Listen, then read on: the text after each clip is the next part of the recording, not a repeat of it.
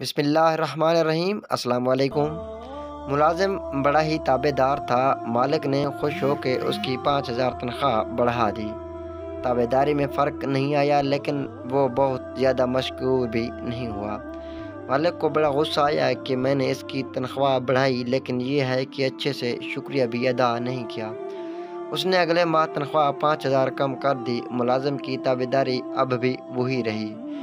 مالک نے اسے بلوایا اور کہا، بڑے عجیب انسان ہو، میں نے تمہاری تنخواہ 5,000 بڑھائی پھر کم کر دی، تم جوں کہ توں رہے، یہ سب کیا ہے؟ ملازم بولا، اوہو، آپ نے خود کو رازق سمجھ لیا تھا۔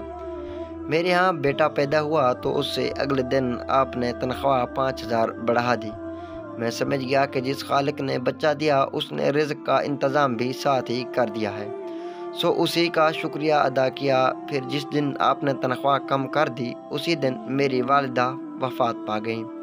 میں نے جان لیا کہ وہ اپنا رزق اپنے ساتھ لے گئیں، سو تب بھی اللہ کا شکر ادا کر کے مطمئن رہا۔ پھر بولا، صاحب، یہ روزی روٹی کے فیصلے کہیں اور ہی ہوتے ہیں، ہم تو بس مہرے ہیں جنہیں آگے پیچھے کر کے اسباب پیدا کیا جاتے ہیں۔